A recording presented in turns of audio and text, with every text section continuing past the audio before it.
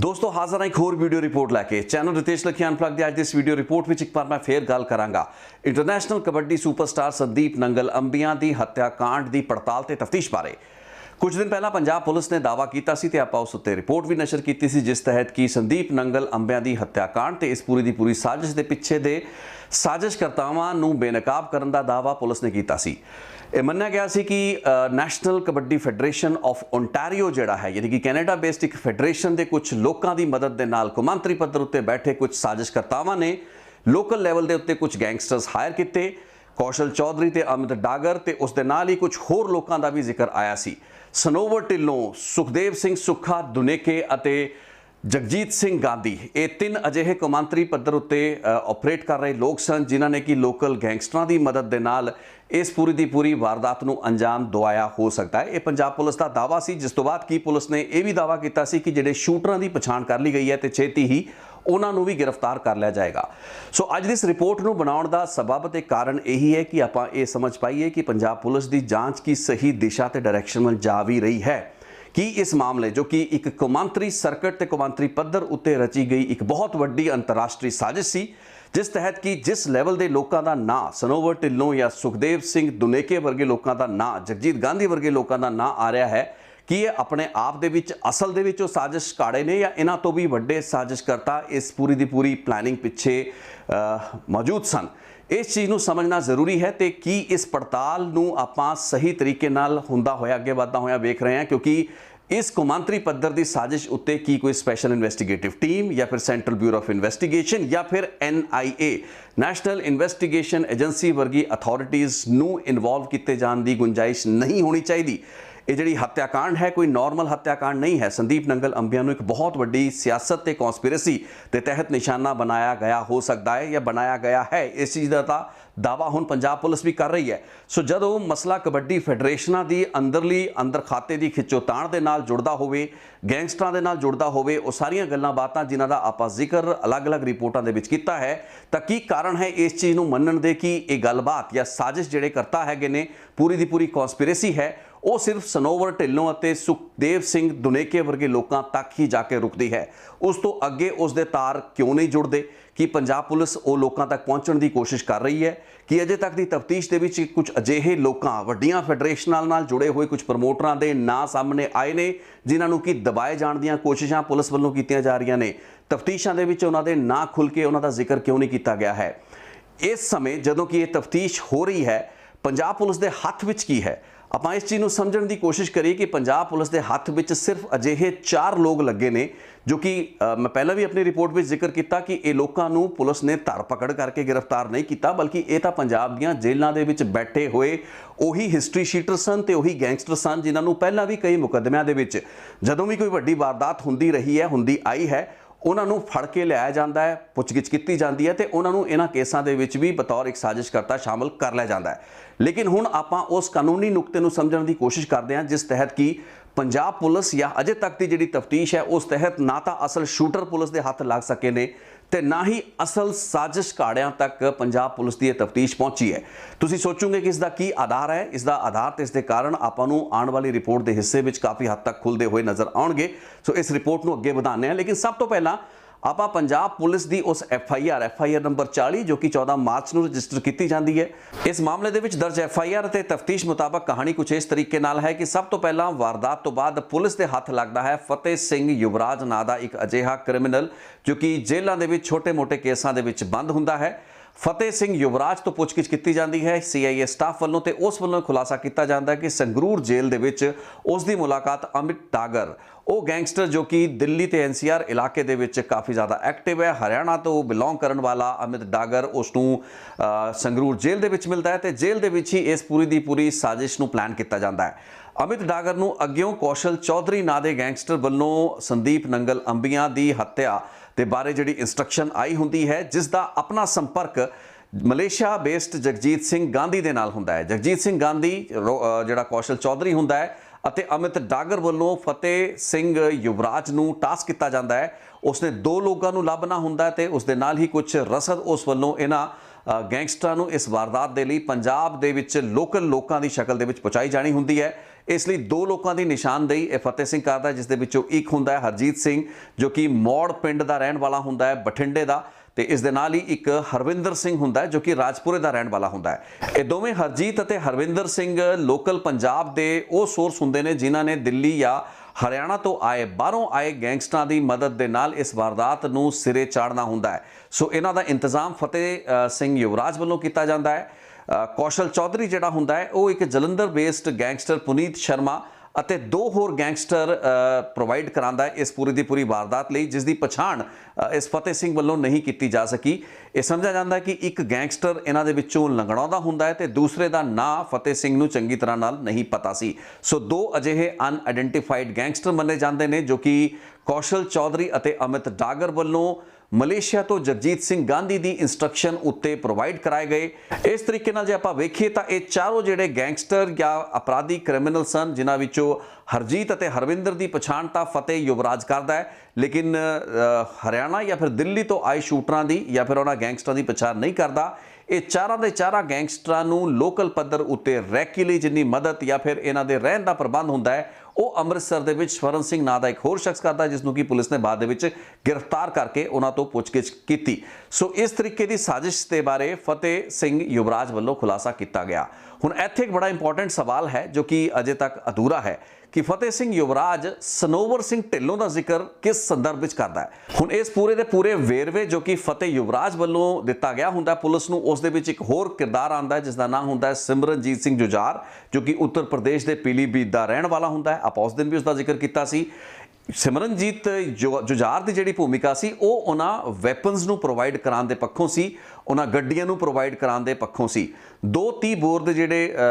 Pistol ਸਨ ਉਹ provide ਕਰਾਏ ਗਏ, ਇੱਕ ਸਿਮਰਨਜੀਤ ਜੁਝਾਰ ਨੇ ਪ੍ਰੋਵਾਈਡ ਕਰਾਇਆ ਤੇ ਦੂਸਰਾ ਦੱਸਿਆ ਜਾਂਦਾ ਕਿ ਪੁਨੀਤ ਸ਼ਰਮਾ ਤੇ ਕੌਸ਼ਲ ਚੌਧਰੀ ਵੱਲੋਂ ਇਹਨਾਂ ਗੈਂਗਸਟਰਾਂ ਨੂੰ ਦਿੱਤਾ ਗਿਆ, ਇਹਨਾਂ ਕ੍ਰਿਮੀਨਲਸ ਨੂੰ ਦਿੱਤਾ ਗਿਆ। ਇਸ ਤੋਂ ਇਲਾਵਾ ਜਿਹੜੀਆਂ ਗੱਡੀਆਂ ਇਸ ਪੂਰੀ ਦੀ ਪੂਰੀ ਵਾਰਦਾਤ ਦੇ ਵਿੱਚ ਵਰਤੀਆਂ ਗਈਆਂ, ਜਿਸ ਦੇ ਵਿੱਚ ਇੱਕ ਸਵਿਫਟ ਕਾਰ ਸੀ ਸਫੇਦ ਰੰਗ ਦੀ, ਜਿਸ ਦਾ ਇੱਕ ਜਾਲੀ ਨੰਬਰ ਸੀ, ਉਹ ਜਾਲੀ ਨੰਬਰ ਪਲੇਟ ਜਿਹੜੀ ਸੀ ਉਹ ਸਨੋਵਰ ਸਿੰਘ ਢਿੱਲੋਂ ਦੀ ਮਦਦ ਦੇ ਨਾਲ ਫਤਿਹ ਸਿੰਘ ਯੁਵਰਾਜ ਵੱਲੋਂ ਤਿਆਰ ਕੀਤੀ ਗਈ। ਹੁਣ ਇੱਥੇ ਇੱਕ ਬੜਾ ਹੀ ਰੈਲੇਵੈਂਟ ਪੁਆਇੰਟ ਹੈ ਕਿ ਸਨੋਵਰ ਢਿੱਲੋਂ ਦੀ ਕੀ ਭੂਮਿਕਾ ਸਿਰਫ ਉਹਨਾਂ ਗੱਡੀਆਂ ਜਿਹੜੀਆਂ ਕਿ ਵਾਰਦਾਤ ਦੇ ਵਿੱਚ ਵਰਤੀਆਂ ਜਾਂਦੀਆਂ ਨੇ ਉਹਨਾਂ ਦੀ ਫਰਜ਼ੀ ਨੰਬਰ ਪਲੇਟਾਂ ਨੂੰ ਹੀ ਮੁਹੱਈਆ ਕਰਾਉਣ ਦੇ ਪੱਖੋਂ ਹੈਗੀਆਂ ਨੇ। 2 ਜਿਹੜੀਆਂ ਪਿਸਤੌਲਾਂ 30 ਬੋਰ ਦੀਆਂ ਇਸ ਵਾਰਦਾਤ ਦੇ ਵਿੱਚ ਵਰਤੀਆਂ ਜਾਂਦੀਆਂ ਨੇ ਉਹਨਾਂ ਨੂੰ ਸਿਮਰਨਜੀਤ ਸਿੰਘ ਜੁਝਾਰ ਪ੍ਰੋਵਾਈਡ ਕਰਾਉਂਦਾ ਹੈ ਤੇ ਦੂਸਰੇ ਪਾਸੇ ਪੁਨੀਤ ਸ਼ਰਮਾ ਜੋ ਕਿ ਕੌਸ਼ਲ ਚੌਧਰੀ ਵੱਲੋਂ ਉਹਨਾਂ ਦੇ ਸਰਕਟ ਤੋਂ ਟਾਸਕ ਕੀਤਾ ਗਿਆ ਸੀ ਇਸ ਵਾਰਦਾਤ ਲਈ, ਉਹਨਾਂ ਵੱਲੋਂ ਪ੍ਰੋਵਾਈਡ ਕਰਾਇਆ ਜਾਂਦਾ ਹੈ। ਸੋ 2 ਵੈਪਨ ਕਿਸੇ ਹੋਰ ਸੋਰਸ ਤੋਂ ਆਉਂਦੇ ਨੇ ਤੇ ਸਨੋਵਰ ਢਿੱਲੋਂ ਦਾ ਨਾਂ ਇਸ ਪੂਰੀ ਦੀ ਪੂਰੀ ਵਾਰਦਾਤ ਦੇ ਵਿੱਚ ਸਿਰਫ ਉਹਨਾਂ ਗੱਡੀਆਂ ਦੀਆਂ ਨੰਬਰ ਪਲੇਟਾਂ ਮੁਹੱਈਆ ਕਰਾਉਣ ਦੇ ਪੱਖੋਂ ਸੀ। ਇਸ ਤੋਂ ਬਾਅਦ ਉਸ ਦੀ ਕੀ ਭੂਮਿਕਾ ਸੀ ਇਸ ਉੱਤੇ ਚਾਨਣਾ ਨਹੀਂ ਪਾਇਆ ਗਿਆ ਹੈ। ਹਾਲਾਂਕਿ ਇਸ ਕੇਸ ਦੇ ਵਿੱਚ ਜਦੋਂ ਪੰਜਾਬ ਪੁਲਿਸ ਨੇ ਇਹ ਖੁਲਾਸਾ ਕੀਤਾ ਸੀ ਕਿ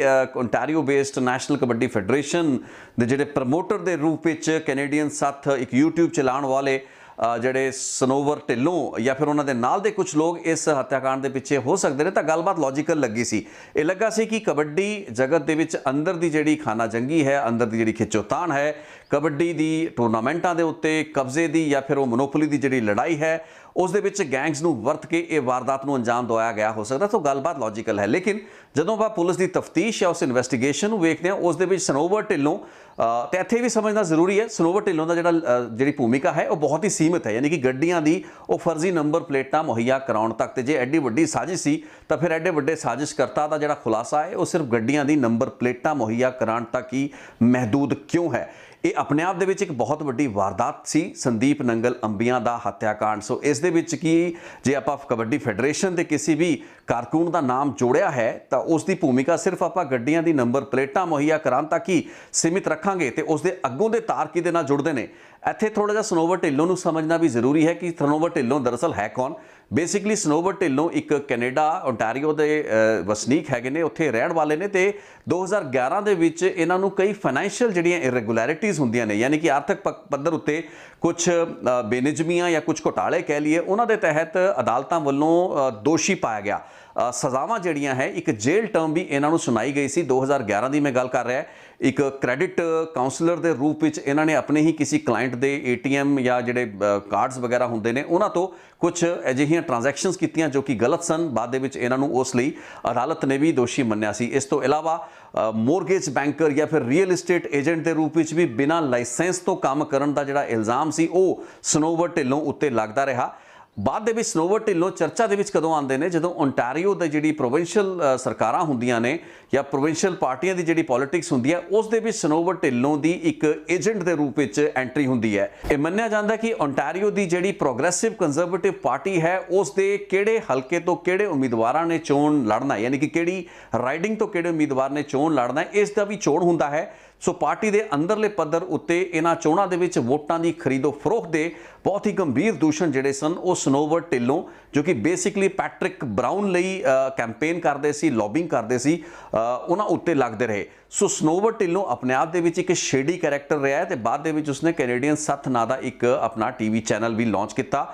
ਜਿਸ ਦੇ ਵਿੱਚ ਕਿ YouTube ਦੇ ਉੱਤੇ ਕਮੈਂਟਰੀ ਵਗੈਰਾ ਜਾਂ ਹੋਰ ਜਿਹੜੇ ਕਰੰਟ ਅਫੇਅਰਸ ਹੁੰਦੇ ਨੇ ਉਹਨਾਂ ਉੱਤੇ ਟਿੱਪਣੀਕਾਰ ਦੇ ਰੂਪ ਵਿੱਚ ਖੁਦ ਫਿਗਰ ਹੁੰਦਾ ਰਿਹਾ। ਸੋ ਸਨੋਵਰ ਢਿੱਲੋਂ ਦਾ ਜਿਹੜਾ ਪ੍ਰੋਫਾਈਲ ਹੈ ਉਹ ਇੱਕ ਬੇਸਿਕਲੀ ਇੱਕ ਅਜਿਹੇ ਕੈਰੈਕਟਰ ਦਾ ਹੈ ਜੋ ਕਿ ਫਾਈਨੈਂਸ਼ੀਅਲ ਫਰਾਡਸ ਦੇ ਵਿੱਚ ਜਾਂ ਫਿਰ ਇਸ ਤਰੀਕੇ ਨਾਲ ਇਲੈਕਟੋਰਲ ਐਮਬੈਜ਼ਲਮੈਂਟਸ ਜਾਂ ਫਿਰ ਵੋਟਾਂ ਦੀ ਖਰੀਦੋ ਫਰੋਖ ਦੇ ਜਿਹੜੇ ਇਲਜ਼ਾਮ ਉਸ ਉੱਤੇ ਲੱਗਦੇ ਰਹੇ ਉਹਨਾਂ ਕਰਕੇ ਤਾਂ ਨਟੋਰੀਅਸ ਰਿਹਾ। ਲੇਕਿਨ ਕੀ ਸੰਦੀਪ ਨੰਗਲ ਅੰਬੀਆਂ ਵਰਗੇ ਅਜਿਹੇ ਸੁਪਰਸਟਾਰ ਨੂੰ ਹੱਥ ਪਾਉਣ ਜੋ ਕਿ ਇੱਕ ਪੂਰੀ ਦੀ ਪੂਰੀ ਕਬੱਡੀ ਲੀਗ ਯਾਨੀ ਕਿ ਮੇਜਰ ਲੀਗ ਕਬੱਡੀ ਦਾ ਕਰਤਾ ਧਰਤਾ ਸੀ, ਉਸ ਦਾ ਇੱਕ ਧੁਰਾ ਸੀ, ਕਿ ਉਸ ਦੀ ਐਡੀ ਵੱਡੀ ਪੱਧਰ ਉੱਤੇ ਹੋਈ ਹੱਤਿਆ ਦੇ ਪਿੱਛੇ ਦੀ ਇੱਕ ਬਹੁਤ ਵੱਡੀ ਜਿਹੜੀ ਸਾਜ਼ਿਸ਼ ਹੈ ਉਸ ਦੇ ਵਿੱਚ ਸਨੋਵਰ ਢਿੱਲੋਂ ਹੀ ਪੰਜਾਬ ਪੁਲਿਸ ਦੇ ਹੱਥ ਤੱਕ ਅਜੇ ਤੱਕ ਉਹ ਕੜੀ ਲੱਗੀ ਹੈ। ਜਿੰਨੀ ਵੀ ਜਾਣਕਾਰੀ ਮੇਰੇ ਕੋਲ ਸੀਮਿਤ ਪੱਧਰ ਉੱਤੇ ਮੌਜੂਦ ਹੈ ਤੇ ਜਿੱਡੇ ਵੱਡੇ ਗੈਂਗ ਇਸ ਵਾਰਦਾਤ ਦੇ ਵਿੱਚ ਵਰਤੇ ਗਏ ਨੇ, ਇਹ ਪੋਸੀਬਲ ਹੀ ਨਹੀਂ ਕਿ ਸਿਰਫ ਗੱਲਬਾਤ ਸਨੋਵਰ ਢਿੱਲੋਂ ਤੱਕ ਰੁਕੇ ਜਾਂ ਫਿਰ ਸੁਖਦੇਵ ਸਿੰਘ ਸੁੱਖਾ ਦੁਨੇਕੇ ਜਾਂ ਫਿਰ ਉਹ ਜਗਜੀਤ ਗਾਂਧੀ ਜੋ ਕਿ ਮਲੇਸ਼ੀਆ ਦੇ ਵਿੱਚੋਂ ਬੈਠ ਕੇ ਕੌਸ਼ਲ ਚੌਧਰੀ ਨੂੰ ਇੰਸਟਰਕਸ਼ਨ ਦਿੰਦਾ ਹੈ।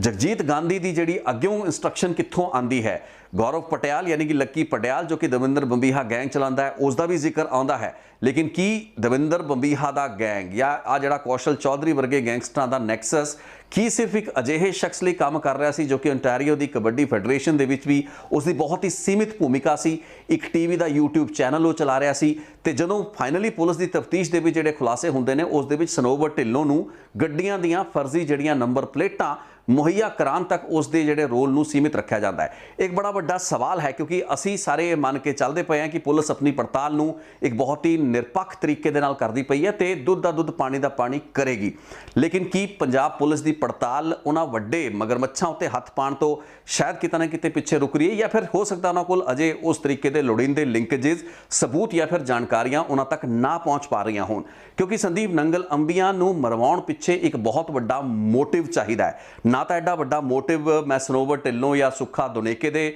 ਉੱਤੇ ਐਟਰੀਬਿਊਟ ਕਰ ਸਕਦਾ ਜਾਂ ਜਗਜੀਤ ਗਾਂਧੀ ਜਾਂ ਫਿਰ ਈਵਨ ਕੋਈ ਵੀ ਗੈਂਗਸਟਰ ਜੇ ਕੋਈ ਵੀ ਵੱਡੀ ਵਾਰਦਾਤ ਜਾਂ ਹੱਤਿਆ ਨੂੰ ਅੰਜਾਮ ਦਿੰਦਾ ਉਸ ਦੇ ਪਿੱਛੇ ਬੇਸ਼ੱਕ ਕੋਈ ਕੰਟਰੈਕਟ ਕਿਲਿੰਗ ਹੋ ਸਕਦੀ ਹੈ, ਉਸ ਦੇ ਪਿੱਛੇ ਪੈਸੇ ਲੈ ਕੇ ਕੁਝ ਲੱਖ ਰੁਪਏ ਲੈ ਕੇ ਇਹ ਵਾਰਦਾਤ ਹੋਈ ਹੈ, ਇਸ ਦੇ ਪਿੱਛੇ ਕੋਈ ਸ਼ੱਕ ਨਹੀਂ ਹੈ। ਇੱਕ ਗੈਂਗ ਵਾਰ ਦਾ ਵੀ ਹਿੱਸਾ ਹੋ ਸਕਦੀ ਹੈ, ਲੇਕਿਨ ਇਸ ਦੇ ਪਿੱਛੇ ਜਿਸ ਵੀ ਸਾਜ਼ਿਸ਼ ਕਰਤਾ ਜਾਂ ਸਾਜ਼ਿਸ਼ ਕਾੜੇ ਨੇ ਇਸ ਵਾਰਦਾਤ ਨੂੰ ਅੰਜਾਮ ਦਵਾਇਆ ਉਸ ਦਾ ਇੱਕ ਬਹੁਤ ਵੱਡਾ ਮੋਟਿਵ ਹੋਣਾ ਚਾਹੀਦਾ ਹੈ। ਅਜੇ ਤੱਕ ਦੀ ਪੁਲਿਸ ਦੀ ਤਫਤੀਸ਼ ਦੇ ਵਿੱਚ ਉਹ ਮੋਟਿਵ ਸਾਫ਼ ਨਹੀਂ ਨਜ਼ਰ ਆ ਰਿਹਾ। ਇਹ ਮੇਰਾ ਸਭ ਤੋਂ ਵੱਡਾ ਖਦਸ਼ਾ ਹੈ ਤੇ ਮੇਰਾ ਸਭ ਤੋਂ ਵੱਡਾ ਸਵਾਲ ਹੈ। ਇਸੇ ਕਰਕੇ ਮੈਂ ਇਸ ਰਿਪੋਰਟ ਦੇ ਸ਼ੁਰੂਆਤ ਦੇ ਵਿੱਚ ਜ਼ਿਕਰ ਕੀਤਾ ਸੀ,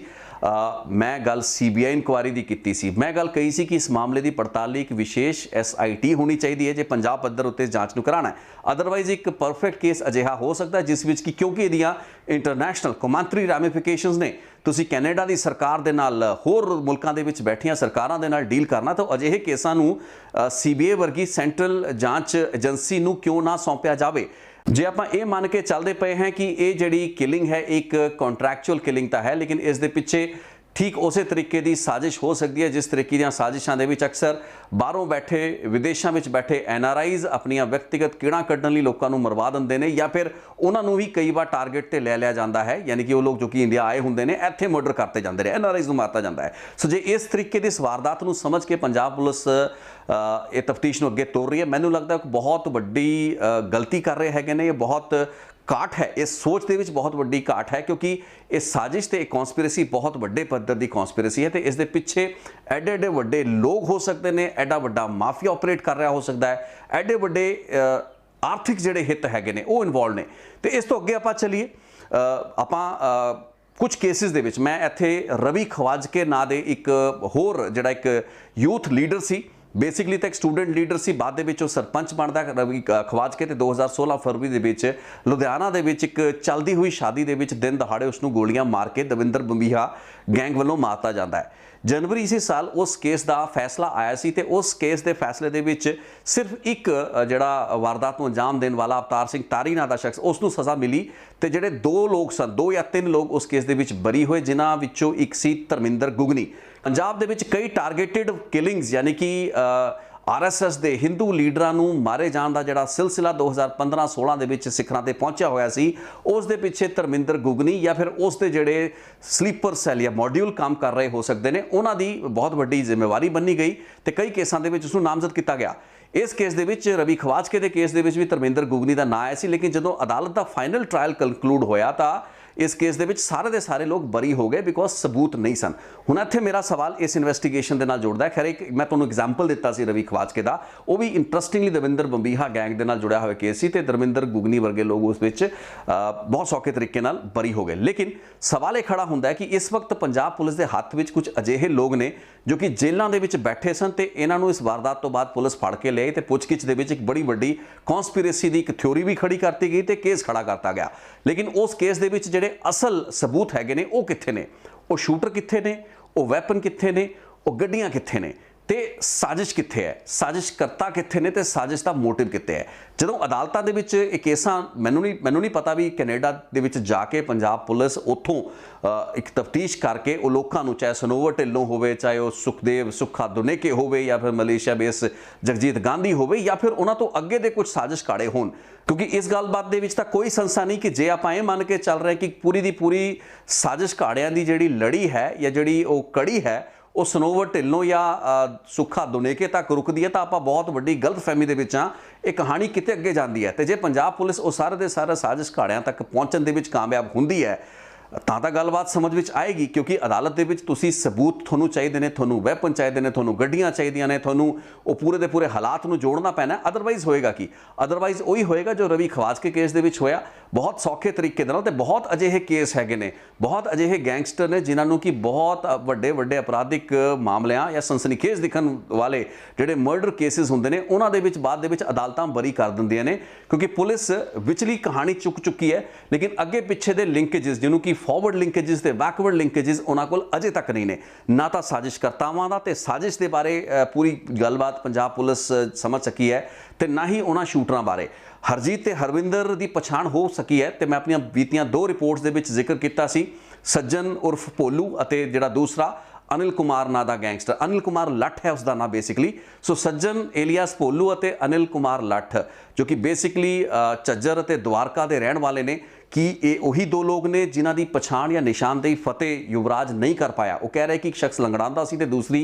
दी उसनूं पछाण नहीं सी। सो इस पूरी दी पूरी साजिश के कई बहुत ही वाइटल बड़े ही महत्वपूर्ण लिंकेजेस ने इन टर्म्स ऑफ जो साजिश